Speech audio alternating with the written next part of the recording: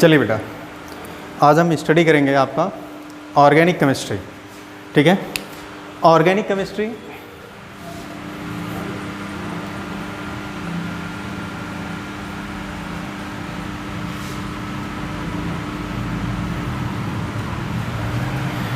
ये जो organic chemistry है बेटा, बहुत ही रहस्यमयी चीज़ है।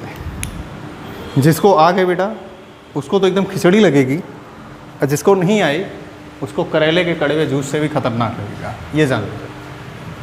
और कुछ है नहीं, ये जान लीजिए बेटा, केमिस्ट्री सिर्फ एक रसायन है। हिंदी में बोलते हैं ना, केमिस्ट्री की हिंदी होती है क्या? रसायन। और रसायन जो चीज़ होती है उसको हमेशा रस और आयन, रस आयन है तो बेटा रस की तरह उसको पी जाओ, और कुछ बचा वचा नहीं है इसमें। और इसी को आप हिंदी में बोलते हैं क्या बेटा? कार्बनिक रसायन। क्या बोलते हैं? कार्बनिक रसायन। ठीक है, अब हम कार्बनिक रसायन बोल रहे हैं बेटा, तो जाहिर सी बात है इसमें जो चीज़ें होंगी, आप हाइड्रोकार्बन,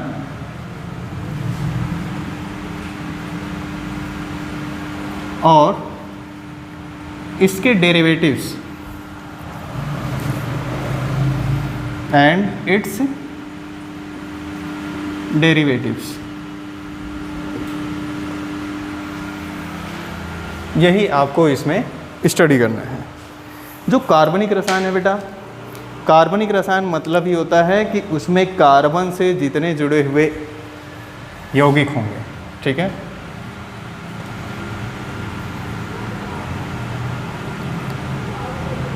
कंपाउंड्स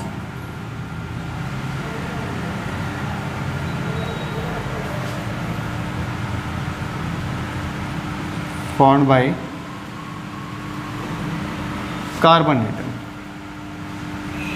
और बेटा हमने ऊपर ही नाम लिया यहाँ पे क्या? हाइड्रोकार्बन। तो हाइड्रोकार्बन क्या होता है? यहाँ भी बेटा हाइड्रोजन होगा और कार्बन होगा। तो हाइड्रोजन, भाई हिंदी मीडियम ध्यान रखें, आगे चल के आपको इंग्लिश ही मिलनी है, चाहे वह IITians हो चाहे मेडिकल वाले हों, दोनों लोगों के लिए। तो इसलिए आप हिंदी और इंग्लिश दोनों का कॉम्बिनेशन लेके चलिएगा। बाद में ये मत कहिएगा सर ने तो सारा इंग्लिश में पढ़ा दिया, अब हमको तो कुछ समझ में नहीं आया।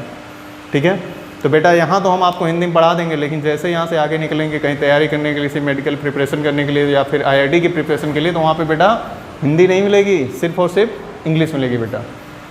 ठीक है, अगर उसके अलावा अगर आप BSc वगैरह करते हैं तो भाई ठीक है, नहीं तो भाई अगर रोटी वोटी बनानी हो भाई बच्चियों के लिए तो बेटा तब तो ठीक है, आराम से पढ़ो हिंदी में, 40-50% पा जाओगे, पास हो जाओगे। उसके बाद फिर चलो, मम्मी पापा तो हैं ही, आगे शादी ब्याह कर देंगे, काम ख़त्म हो जाएगा। तो बेटा पढ़ाई करनी हो तो फिर ढंग से करिए।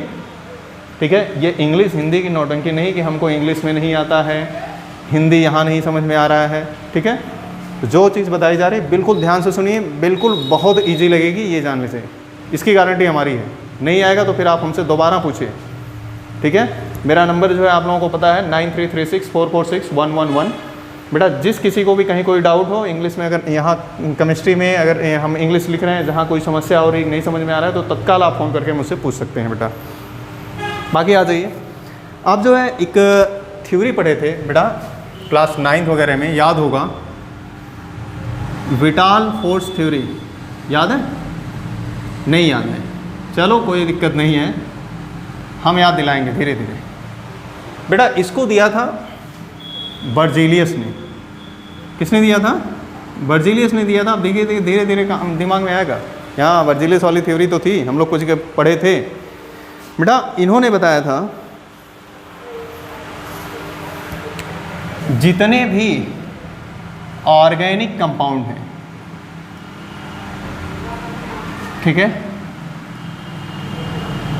ऑर्गेनिक कंपाउंड मतलब कार्बनिक यौगिक, ध्यान रखिएगा, organic compound is prepared by living beings. ठीक है, इन्होंने बताया कि जितने भी ऑर्गेनिक कंपाउंड हैं वो सारे के सारे लिविंग बीइंग से बनाए गए हैं। तो भाई अब कैसे बनाए गए, जैसे अब हम बता रहे हैं example, formic acid. Formic acid है बेटा, ये है HCOOH, ठीक है। ये है बेटा आंट से बना, चींटी, इससे निकलता था फार्मिका, ठीक है। और यहां से बना क्या, फार्मिक एसिड।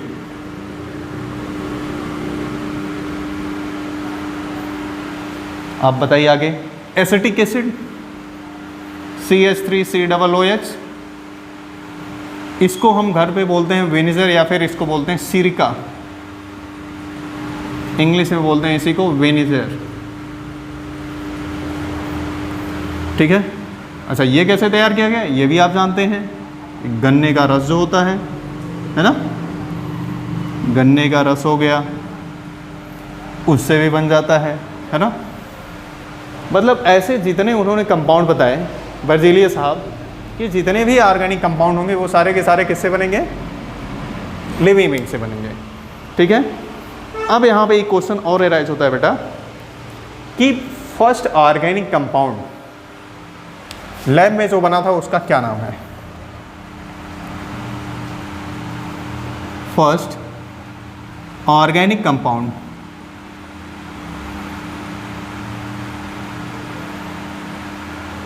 बहुत ही इंपॉर्टेंट है बेटा, मेडिकल वगैरह में हमेशा पूछा जाता है। First organic compound which is prepared in lab.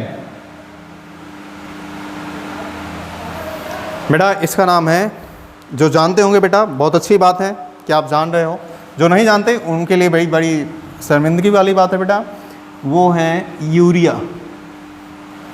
और यूरिया का फार्मूला बेटा होता है NH2CONH2, NH2CONH2, ठीक है। यह एक ऐसा पहला ऑर्गेनिक कंपाउंड था जो लैब में बनाया गया था, ठीक है। अच्छा यहीं पर एक क्वेश्चन और होता है कि किसने बनाया था, यह भी क्वेश्चन पूछा हुआ है बेटा, मेडिकल वगैरह में क्वेश्चन ये पूछा हुआ है। तो यहाँ पे आप लिखेंगे प्रिपेयर्ड बाय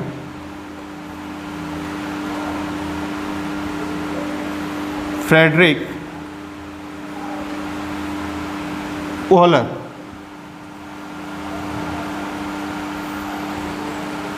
ठीक है। किसने बनाया था, ओहलर साहब ने बनाया था, ठीक है। अब यहीं पे एक क्वेश्चन और है बेटा, ये जो क्वेश्चन है ना बेटा, ये आपका मेडिकल से रिलेटेड या फिर कहीं किसी कंपटीशन में जाएंगे तो ज़रूर पूछा जाएगा, ठीक है ना। तो इसलिए ऐसे क्वेश्चन को बिल्कुल अपने दिमाग में फिट कर लीजिए कि हाँ अगर first organic compound which is prepared in lab, ठीक है, ध्यान से सुनिएगा, first organic compound which is prepared in lab, तो आप बताएंगे किसको, यूरिया को। और वो भी इसके अलावा एक क्वेश्चन और है इसमें बहुत जानदार, बनाया गया इनऑर्गेनिक कंपाउंड से। आप बताओ, इतना ही नहीं था, अब इसको बनाया गया था किससे, इनऑर्गेनिक कंपाउंड। इनऑर्गेनिक कंपाउंड, अब ये क्या माजरा आ गया भाई कि इनऑर्गेनिक कंपाउंड से बनाया गया ऑर्गेनिक कंपाउंड। भाई अभी तक तो ये था कि हम लोग जान रहे थे कि जितने भी कार्बन और कार्बन से रिलेटेड जितने भी होंगे वो सारे के सारे आएंगे आपके कार्बनिक रसायन में। अब यहाँ गलती हो गई, ओहलर साहब लैब में प्रयोग कर रहे थे तो गलती से इनऑर्गेनिक कंपाउंड कन्वर्ट हो गया ऑर्गेनिक कंपाउंड में, मतलब अकार्बनिक यौगिक बदल गया कार्बनिक यौगिक में, ठीक है। कंपाउंड आप यौगिक जानेंगे, इनऑर्गेनिक आप जान ही रहे हैं, और अकार्बनिक और ऑर्गेनिक आप जान रहे हैं कार्बनिक, ठीक है। अब इसमें अगर हम देख रहे हैं बेटा, इनऑर्गेनिक कंपाउंड कौन सा लिए थे, अमोनियम साइनेट। क्या लिए थे बेटा, अमोनियम साइनेट, NH4CNO, ठीक है। अब देखो हमने 2 एरो लगा दिया यहाँ पे, अगर एक एरो लगाते तो बेटा रहती रिएक्शन आपकी इरिवर्सिबल, इरिवर्सिबल मतलब अनुत्क्रमणीय, जिसको आप लोग हिंदी में बोलते हैं, ठीक है। और उत्क्रमणीय जो रिवर्सिबल रिएक्शन होती है बेटा, ठीक है, रिवर्सिबल रिएक्शन जो होगी वह दोनों तरफ भागेगी, ठीक है। रिवर्सिबल, इनरिवर्सिबल मतलब जो बदलेगी ही नहीं, ठीक है। और जो बदलेगी रिवर्सिबल मतलब आगे भी जाएगी और पीछे भी गियर लगा के हम आ जाए, तो ऐसे रिएक्शन कहलाएगी क्या, रिवर्सिबल रिएक्शन। तो यहाँ पे ये जो अमोनियम साइनेट था, यह इनसे साहब जो है अमोनियम साइनेट को अपने लैब में क्या कर रहे थे, हीट कर रहे थे। और जब हीट कर रहे थे यहाँ पे बेटा, हीट का सिंबल डेल्टा, रीअरेंजमेंट हो गया मतलब व्यवस्थित हो गया, सारे एलिमेंट क्या हो गए, व्यवस्थित हो गए। अब जब व्यवस्थित हुए, ये बेटा बना दिए NH2CO NH2। देख लीजिए दोनों तरफ के एलिमेंट सेम हैं, नंबर ऑफ एटम्स सेम है। कार्बन यहाँ भी 1 है, कार्बन यहाँ भी 1 है, ऑक्सीजन यहाँ भी 1 है, ऑक्सीजन यहाँ भी, 2 नाइट्रोजन, हाइड्रोजन 4, हाइड्रोजन 4, ठीक है। कोई अलग सी चीज़ नहीं लगती, सिर्फ वो कंपाउंड के जो एलिमेंट होते हैं वो सारे के सारे क्या होते हैं, अरेंज हो जाते हैं, ठीक है। तो अगर अब आपसे अगर पूछा बेटा कि ऐसा कंपाउंड जो लैब में बनाया गया, वो भी इनऑर्गेनिक कंपाउंड से, first organic compound which is prepared in lab, ठीक है, बाय, क्वेश्चन यही बदल जाएगा, बाय इनऑर्गेनिक कंपाउंड।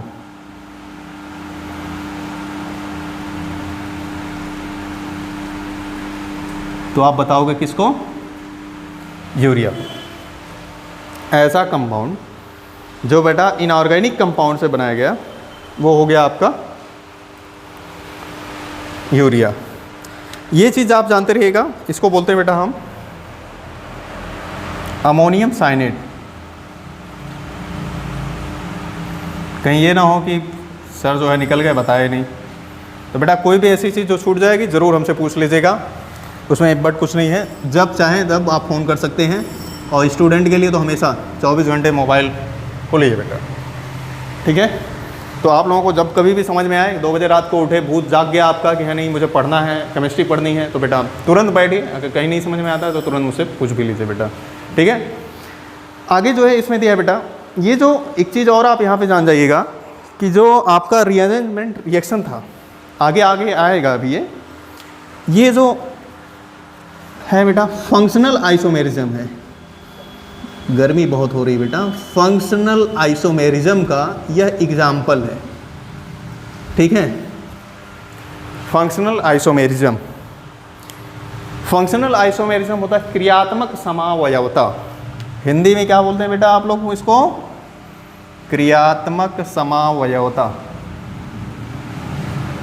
क्रियात्मक समावयवता, ठीक है।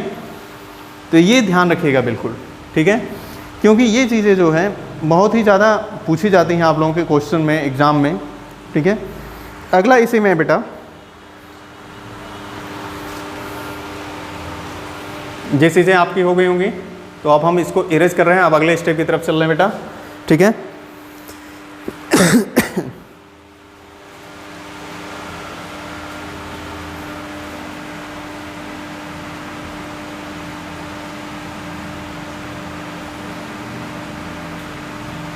शायद कहीं कहीं कट भी गया है, तो उस चीज़ से परेशान मत होइएगा, ठीक है। इसीलिए आपको ये कैमरे से हम खुद ही घुमा दे रहे हैं बेटा,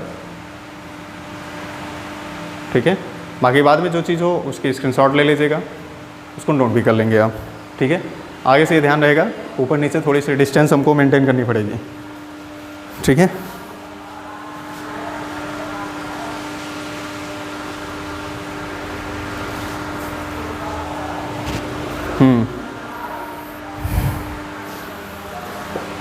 चलिए, ये तो बेटा हो गया आपने इनऑर्गेनिक कंपाउंड से किया है ना। तो इसका मतलब है भाई ऑर्गेनिक कंपाउंड से भी तो बना होगा कोई यौगिक सबसे पहले। तो ये ध्यान रखिएगा क्वेश्चन, अगर क्वेश्चन पूछता है बेटा, क्वेश्चन डिपेंड करता है बेटा क्या क्वेश्चन पूछा है, उस चीज़ को बहुत ध्यान से पढ़ना चाहिए।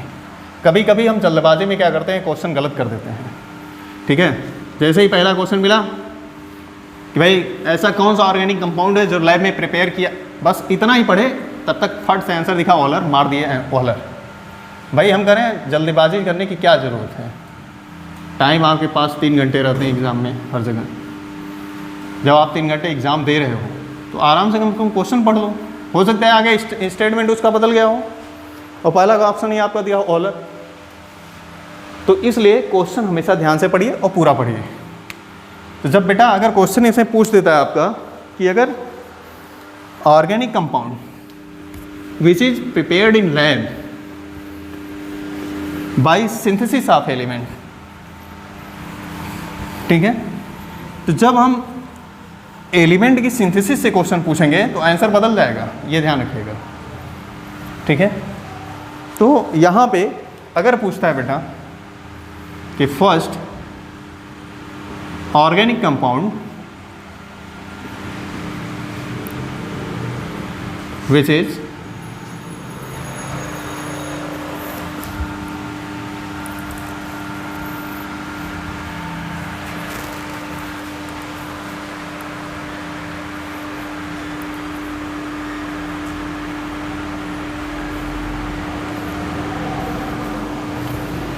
first organic compound which is prepared in lab, prepared in lab by the synthesis of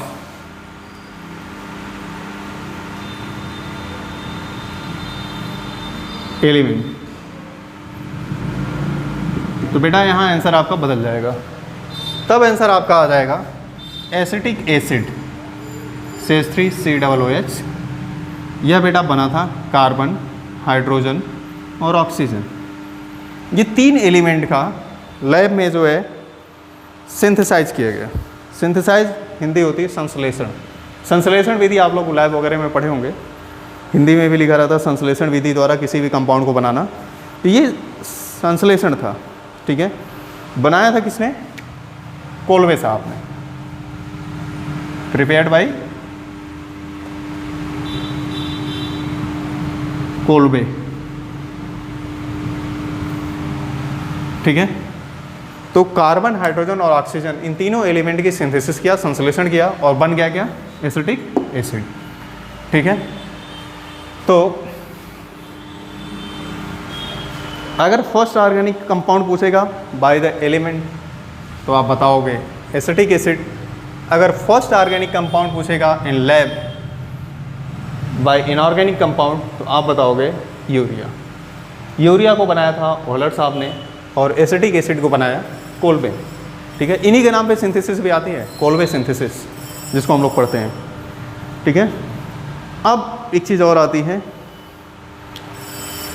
अब इतनी चर्चा कर रहे हैं तो भाई ये भी देख लीजिए कार्बन, क्योंकि सारा खेल कार्बन के ऊपर डिपेंडेंट है।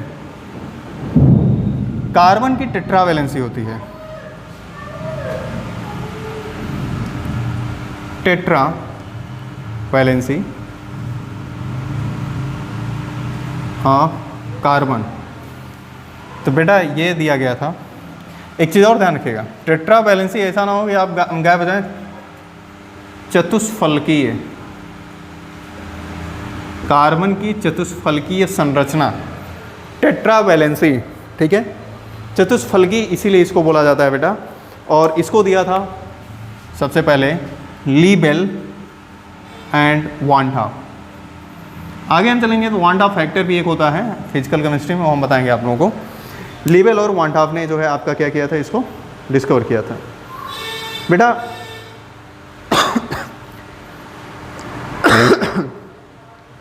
जो लेबेल और वांडा थे, इन्होंने बताया कि जो कार्बन होता है बेटा, इसकी जो चारों वैलेंसी है, ठीक है, ये टेट्राहेड्रल मैनर में जुड़े होते हैं, टेट्राहेड्रल मैनर।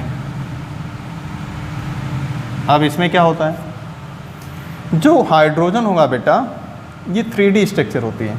जब आप इसको देखेंगे ना तो कार्बन ऐसे होगा और हाइड्रोजन एक ऐसे एक ऐसे एक ऐसे, मतलब 3D स्ट्रक्चर आप जानते होंगे। 3D 4D 5D आजकल बहुत आ रहा है। तो यहाँ पे जो कार्बन और हाइड्रोजन होता है बेटा, इसके जो बीच की बॉन्ड एंगल होती है 109 degree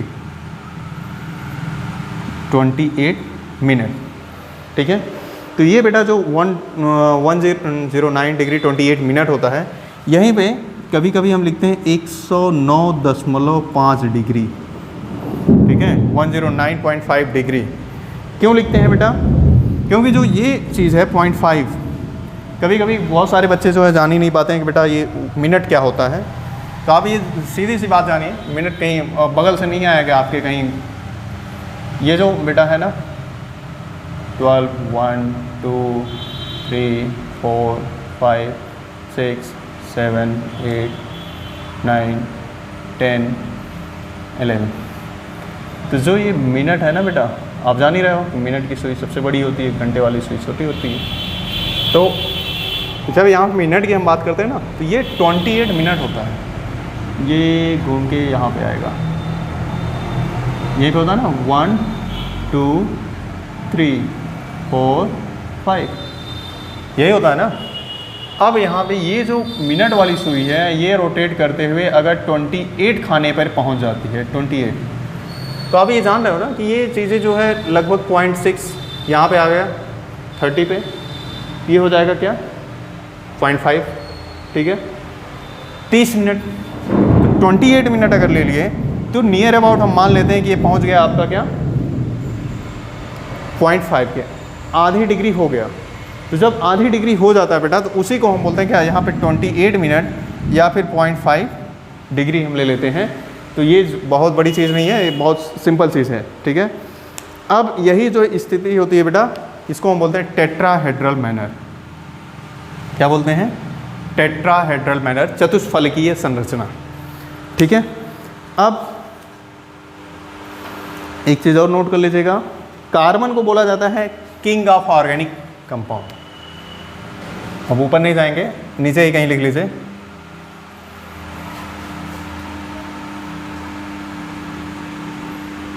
carbon is the king of organic compound.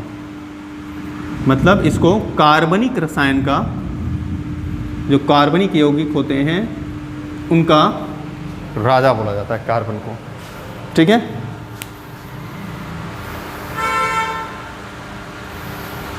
अब इसमें जो है, जो इनके large number of organic compound बनाने की जो प्रॉपर्टी होती है बेटा, वह कार्बन कंपाउंड में ही पाई जाती है, क्योंकि इसके अंदर कैटिनेशन प्रॉपर्टी ऑफ कार्बन होता है, ठीक है। तो कैटिनेशन प्रॉपर्टी क्या होती है? कैटिनेशन प्रॉपर्टी बेटा ये प्रॉपर्टी होती है जिसमें कार्बन एक चेन में एक दूसरे से जुड़ता हुआ चला जाता है, ठीक है। वही उसकी क्या होती है? कैटिनेशन प्रॉपर्टी होती है। तो कार्बन अगर चेन में जुड़ता हुआ चला जा रहा है, तो जाहिर सी बात है जितना लंबा चेन जाएगा उतने कंपाउंड बड़ा बनाते चले जाएगा। तो जब कार्बन कंपाउंड अपना बड़ा बनाते जा रहा है, तो वही उसकी प्रॉपर्टी कहलाती है catenation property, catenation property of carbon. Catenation property of carbon, इसका मतलब होता है फॉर्मेशन ऑफ चेन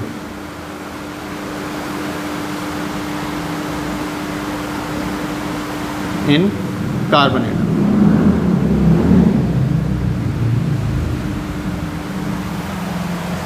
इनके अंदर जो है चेन बनाने की बहुत बड़ी पावर होती है, ठीक है। फिर सेकेंड नंबर होता है multiple bond formation. Multiple bond formation, बहुत सारे बॉन्ड बनाने की प्रॉपर्टी होती है, ठीक है, जिसमें हम इसको दिखा सकते हैं कि इसके अंदर पाई बॉन्ड फॉर्मेशन की प्रोबेबिलिटी होती है। पाई बॉन्ड फॉर्मेशन, अभी हम जस्ट इसके आगे वही बताएंगे कि पाई बॉन्ड कैसे बनता है, क्या होता है सिग्मा बॉन्ड। और थर्ड नंबर पर है आपका बेटा आइसोमेरिज्म। ये तीन प्रॉपर्टी होती है जिसकी वजह से कार्बन जो है ऑर्गेनिक कंपाउंड में एक ज़्यादा लार्ज नंबर में कार्बनिक कंपाउंड बनाता है। ठीक है,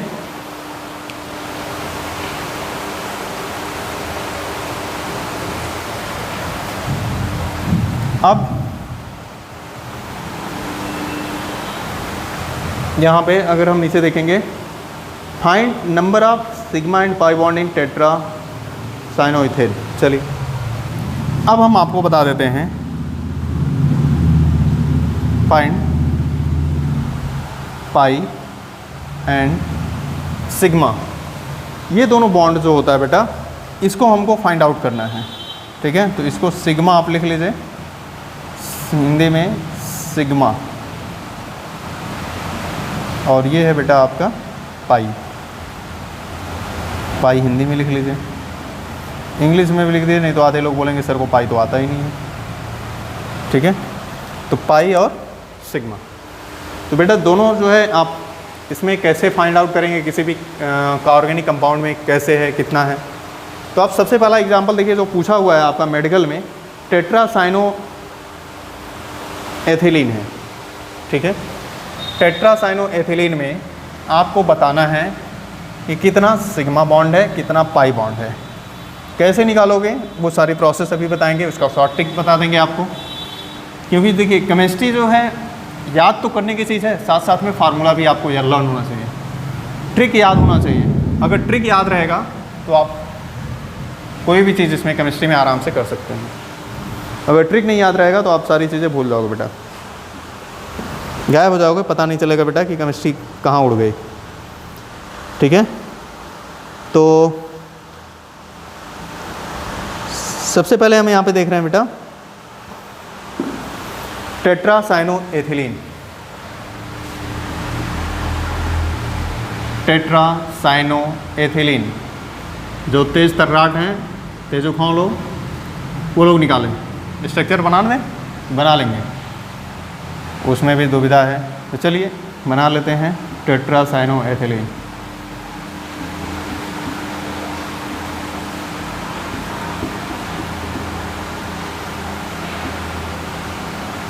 भाई हम तो जल्दी जल्दी बताएंगे क्योंकि यहाँ तो हमारा मिनट जा रहा है। तो ठीक है, आप लोग अगर अपने से कोशिश कीजिएगा, निकल जाता है तो ठीक है। ठीक है, इसमें आ जाएगा बेटा 9 पाई एंड 9 सिग्मा और 9 पाई। ठीक है, 9 सिग्मा बॉन्ड मिलेगा और 9 पाई बॉन्ड। अब कैसे निकलेगा बेटा, इसके लिए कुछ ट्रिक होती है, उसको हम आपको निकाल के बता रहे हैं साइड में, मे भी यहाँ पे आपको दिख भी जाएगा, इसलिए हम यहीं पे लिखवाएंगे। इस चीज़ को अभी हम लेके आते हैं आपके सामने फिर से, क्योंकि पहले ट्रिक ज़रूरी है। ट्रिक अगर नहीं जानेंगे तो पता चलेगा कि भूल जाएंगे।